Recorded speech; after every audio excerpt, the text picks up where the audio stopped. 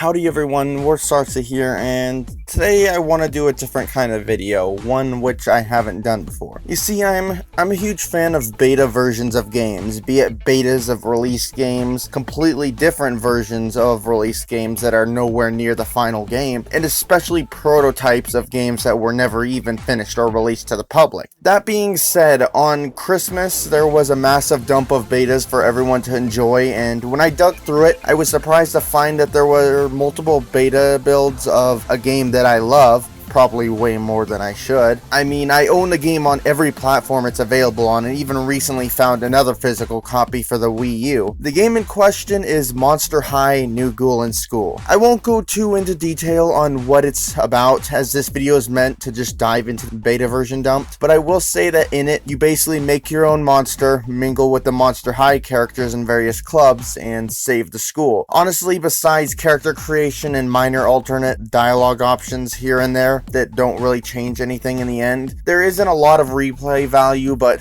despite the simplicity of the game, I've taken a strong liking to it, and it's even responsible for me getting into Monster High years ago. Anyway, that out of the way, out of the 3 available builds, I felt like talking about the earliest dumped beta version, the August 27th build of the game, which was almost 3 months before the November release. The footage shown of the build is cam footage because I don't have a built-in capture card, but I did my best to show off everything I found. I considered hooking up my PC and getting an emulator, but the beta was in 3DS installable format only, and I didn't want to have to find a workaround. Now, also before we begin, there are spoilers for the game, as obvious, so getting into the game, starting with the intro, it's buggy and unfinished. Miss Bloodgood kind of slides in the frame, and none of the monsters except for Frankie smile, and a few of the monsters snap to looking behind them in an unfinished animation, while the hall itself isn't finished either.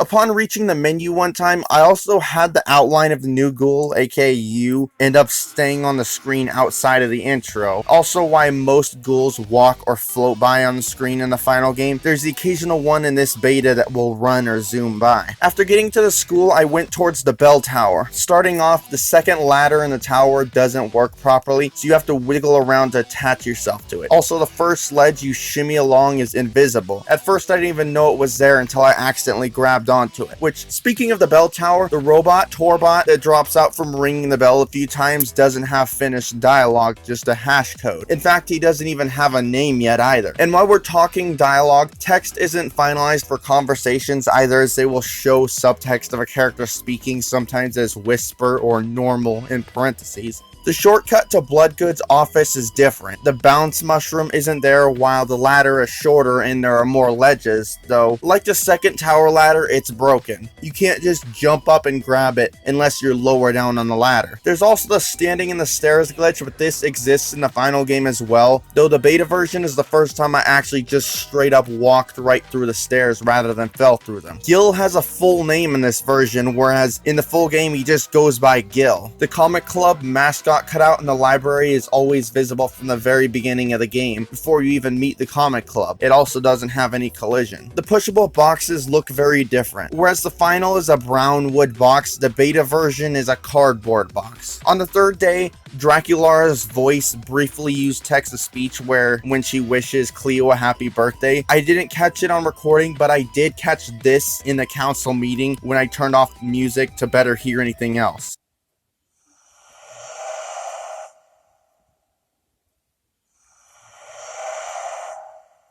And this sound continued even when I left the room. The windows at your home aren't see-through like in the final game. Peeking through the wall, you can also see that there's just a void, so they hadn't even started designing the outside yet. The books in the computer lab are off their shelves just floating there. There's a door out of bounds in the library that you can see right here. Clothing names aren't finalized, and some earrings are also invisible in the shop. Bake sale poster locations are unfinished and are just a little purple rectangle to place posters. monsters. During fear leading, I noticed when you do the bow and arrow move where you pull your leg all the way up with your arm, it just doesn't look right. It kind of looks like the arm stretches all the way across in a way that it really shouldn't. But despite this, it's more complete than I thought, which shouldn't be surprising considering it's a main element of the game. Now this, I'm not 100% sure if it's in the final game or not, but there's this girl just standing in a shortcut room that I don't ever remember being there, which I just thought I'd throw it in there just in case. There are a lot more collectibles in the beta version than in the final version. Here's the amount you can find in the beta, and here's the amount you can find in the full game. When loading a save, you are loaded exactly where you left off when you last quit. This is actually problematic, as when I loaded my original save, my 3DS got an ARM 11 error, so I had to start a new game again. This glitch also happened after changing clothes, but it did let me load the save, as well as doing this. Guess the new Ghoul is now nocturnal. I tried loading again because the objective got stuck on the go to bed, and the game completely forgot what time it even was, so I could no longer progress and had to make yet another new game. During the bake sale, there's a big white untextured square where Laguna is supposed to be standing. Also, luring customers with the cookies makes various pitched twinkle sounds.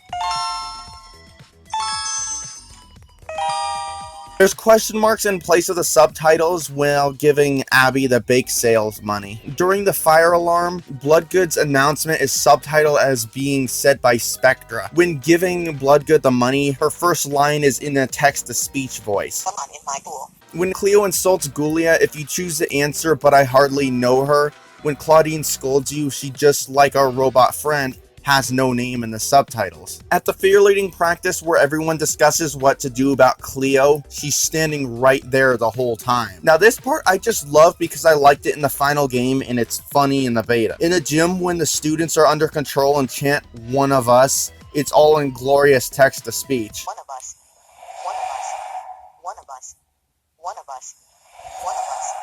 One of us.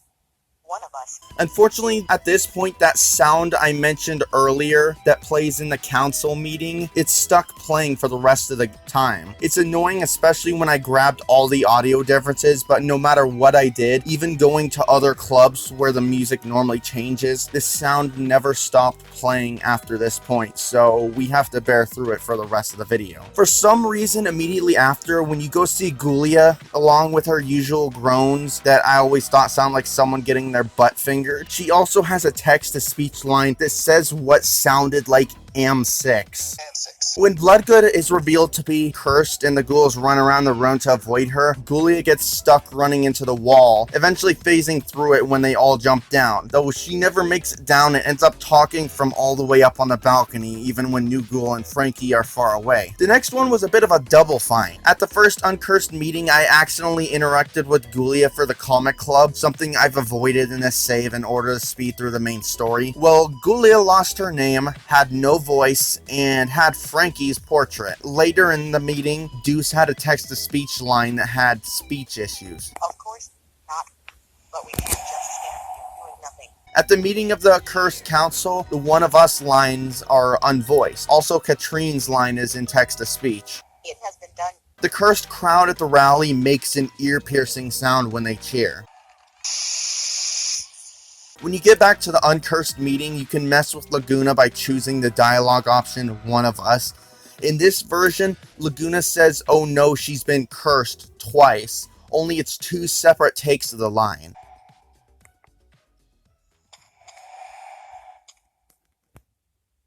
Oh no, she's been cursed!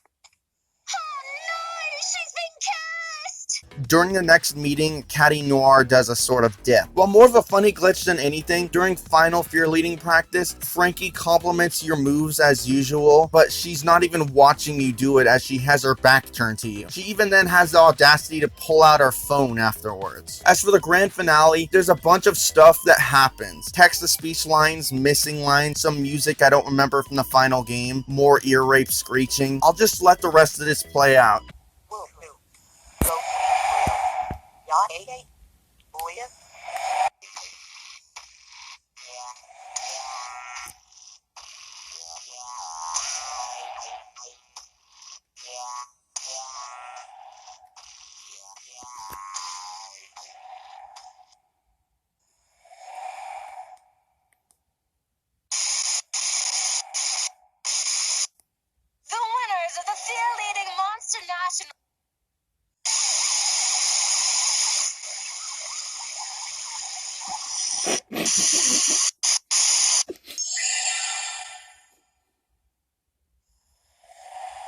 After beating the game, you're left with a broken objective that keeps pointing to the same room you're already in. And unfortunately at this point, by saving the school, you're basically condemning New Ghoul to be trapped in Monster High for all of eternity, because at this point in the game, you can no longer go home. The game still thinks there's an objective in that room, and thus you can't get on the invisible bus to go home. And that wraps this video up. There were a few minor things I didn't highlight, such as Claude's floating basketball, Katrine's tail stretching during the first council session, New Ghoul's tail stretching out straight when opening lockers, Cleo repeating the first riddle twice, and floating coin trails sometimes being more spread out and not quite sticking together. Other than that, I'll say that I didn't go entirely through all the secondary clubs such as cooking, comic, robotics, and the Enviro for the main reason that I had to restart this game multiple times due to save corruption, and found it a lot more time saving to just stick to the council and fear leading clubs so that I could capture the most I could in as little time as possible. I really had to walk on somewhat thin ice with this beta, never turning my 3D off till I beat the game from start to finish in one technical sitting, having to avoid collectibles, and even having to play through the game in the same outfit I started in so it wouldn't crash again. I really wanted to show off the game in its entirety, even managing to convince myself to keep pushing through rather than split this into two separate videos like I originally planned. That being said,